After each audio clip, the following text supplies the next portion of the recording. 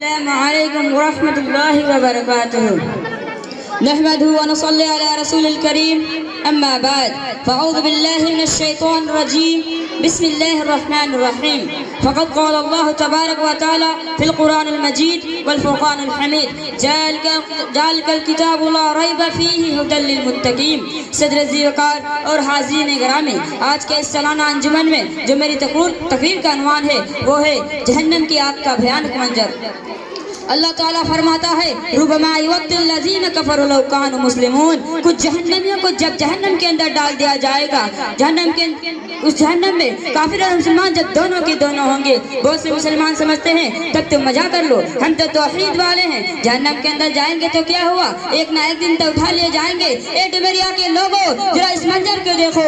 اللہ کے نبی جناب محمد رسول اللہ صلی اللہ علیہ وسلم نے فرمایا کہ دنیا کا سب سے آرام کرنے والا آدمی، سب سے زیادہ مالدار آدمی، جس نے دنیا میں کبھی تکلیف نہ دیکھی ہو، جس نے دنیا میں کبھی ذرہ برابر بھی کسی چیز کی تکلیف نہ پہنچی ہو، ایسے آدمی کو لایا جائے گا اور اسے ایک پل کے لیے، سیکنڈ سے بھی کم، ایک پل کے لیے جہنم کے اندر ڈال دیا جائے گا اور اسے اٹھایا جائے گا.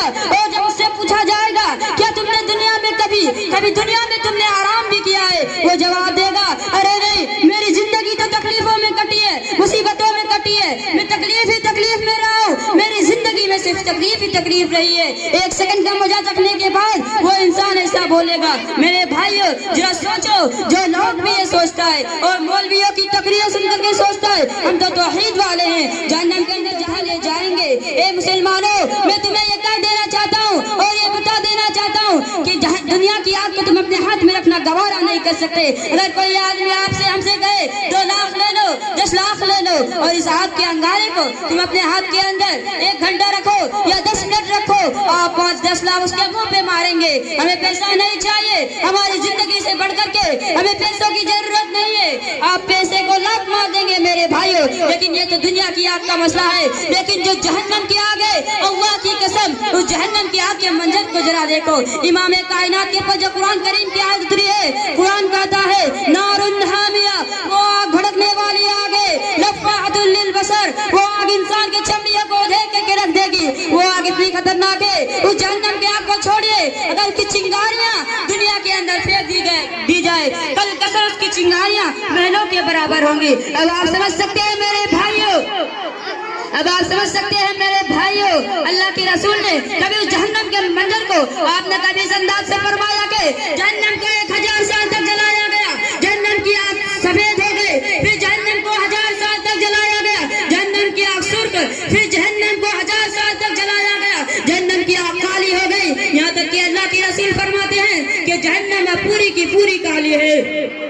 جب اس جہنم کے اندر لوگوں کو ڈالا جائے گا، مجرمین کو، جو دنیا کے اندر مسلمان ہو کر بھی گناہ کرتے ہیں، جو شراب پیتے ہیں، جو حرام خوری کرتے ہیں، جوا کھیلتے ہیں، غلط کام کرتے ہیں، ایسے لوگوں کو جب جہنم کے اندر ڈال دیا جائے گا، جہنم کے اندر یہ بھی ہے، جہنم کے اندر کفار بھی ہے، غیروں کی عبادت کرنے والے بھی ہے، معبودان باطل کے سامنے اپنے سروں کو سجدے کرنے والے بھی ہے. جب دونوں کا مقابلہ آمنے سامنے ہوگا، یہ بھی جل رہا ہے، وہ بھی جل رہا ہے، اس کو بھی سانپ ڈس رہا ہے، اس کو بھی سانپ ڈس رہا ہے. یہ کفار اللہ کو چھوڑ کر غیروں کی عبادت کرنے والے کہیں گے: ارے تم تو لا الہ الا اللہ کیا کرتے تھے، تم تو اللہ اللہ کیا کرتے تھے، تم تو اللہ کے نام پر جیا کرتے تھے، ارے کیا بات ہے، تم بھی جل رہے، ہم بھی جل رہے، تم کو اللہ نے تو کوئی فائدہ نہیں پہنچایا، لا الہ الا اللہ نے تو کوئی فائدہ نہیں پہنچایا، تم یہاں ہمارے سامنے پہنچ گئے ہو، ارے تم تو اللہ اللہ کر رہے تھے، تمہیں کیا فائدہ ملا.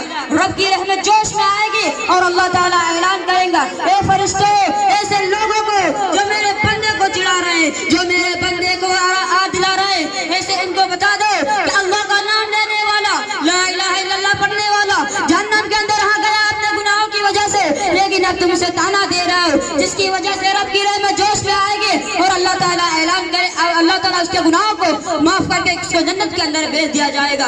ایسے وقت میں جب اس کو جنت کے اندر بھیج دیا جائے گا، یہ کفار چیخ چیخ کر کہیں گے: ربما یود الذین کفروا لو کانوا مسلمین، کاش کہ ہم بھی مسلمان ہوتے، ہم بھی کلمہ لا الہ الا اللہ پڑھنے والے ہوتے، تو جیسے ان مجرمین کو جنت کے اندر انٹری کرائی جا رہی ہے، ویسے ہمیں بھی جنت کے اندر بھیج دیا جاتا. کاش کہ ہم بھی دنیا کے اندر مسلمان ہوتے تو ہم بھی جنت کے اندر بھیج دیا ہم بھی جنت کے اندر پہنچ جاتے.